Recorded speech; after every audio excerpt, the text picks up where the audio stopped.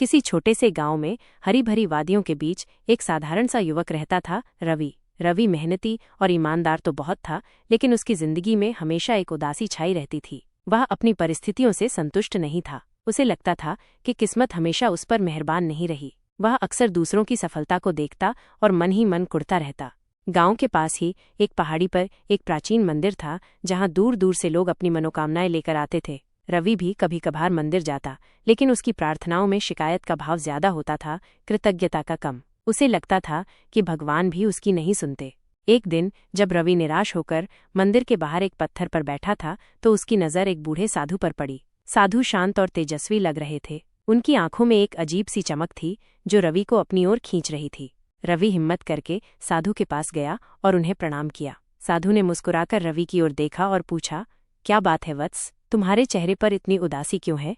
रवि ने अपनी जिंदगी की सारी परेशानियां साधु को बता दी। उसने बताया कि कैसे वो कड़ी मेहनत करने के बावजूद सफल नहीं हो पा रहा है, कैसे उसे हमेशा दूसरों से कम ही मिलता है और कैसे उसकी जिंदगी में खुशियां नहीं हैं। साधु ने रवि की बातें ध्यान से सुनी और फिर बड़े प्यार से कहा, वत्स, तुमने अपनी परिस्थितियों को तो बहुत ध्यान से देखा, लेकिन क्या तुमने कभी अपनी सोच पर ध्यान दिया है? रवि साधु की बात सुनकर हैरान हो गया। उसने कभी इस तरह से नहीं सोचा था। उसने पूछा, मेरी सोच में क्या खराबी है? साधु ने उत्तर दिया, तुम्हारी सोच नकारात्मक है। तुम हमेशा अपनी कमियों और अभावों पर ध्यान केंद्रित करते हो। तुम ये नहीं देखते कि तुम्हारे पास क्या है, बल्कि हमेशा इस बात पर दुखी रहते हो कि तुम्हारे पास क्या नहीं है। यही तुम्हारी उदासी का कारण है। रवि को साधु की बात कुछ हद तक सही लगी, लेकिन वो पूरी तरह से सहमत नहीं था। उसने कहा, लेकिन महाराज, मेरी परिस्थितियां भी तो अच्छी नहीं हैं। मैं गरीब हूँ, मेरे पास ज्यादा अवसर नहीं है। साधु मुस्कुराए और बोले, वत्स, परिस्थितियां तो हर किसी के जीवन में बदलती रहती हैं। महत्वपूर्ण ये है कि तुम उन परिस्थितियों को किस नज़र से देखते हो। क्या तुम उस अंधेरे को देखते हो जो तुम्हारे कमरे में है, या उस छोटी सी मोमबत्ती की लौ को देखते हो जो उसे रोशन कर सकती है?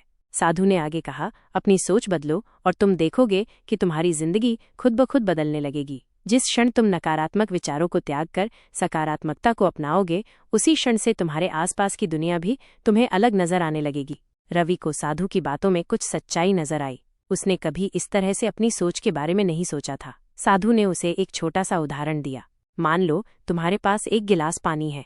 तुम उस गिलास को आधा खाली देखकर दुखी हो सकते हो, या तुम उसे आधा भरा देखकर खुश हो सकते हो। दोनों ही स्थितियां सत्य हैं, लेकिन तुम्हारा नजरिया, तुम्हारी भावनाएं तय करेगा।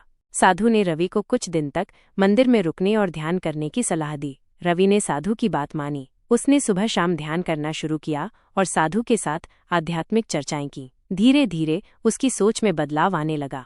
उसने महसूस किया कि वो हमेशा अपनी जिंदगी की छोटी छोटी खुशियों को नजरअंदाज करता रहा था। उसके पास स्वस्थ शरीर था, एक प्यारा परिवार था और रहने के लिए एक घर था। गांव की प्राकृतिक सुंदरता उसके आसपास थी। उसने कभी इन सब चीजों के लिए कृतज्ञता महसूस नहीं की थी।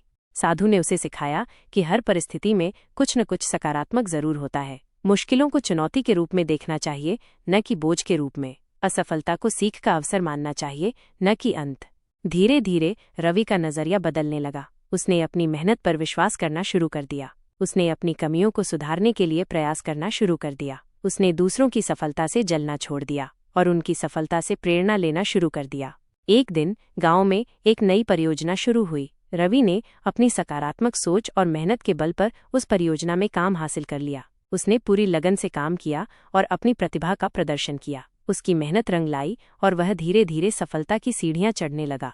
अब रवि की जिंदगी बदल चुकी थी। वह अब उदास और निराश नहीं रहता था। उसके चेहरे पर हमेशा एक मुस्कान रहती थी। वह अपनी सफलता का श्रेय अपनी बदली हुई सोच को देता था। उसने समझ लिया था कि बाहरी परिस्थितियां उतनी महत्वपूर्ण नहीं होती जितनी कि हमारी आंतरिक सोच।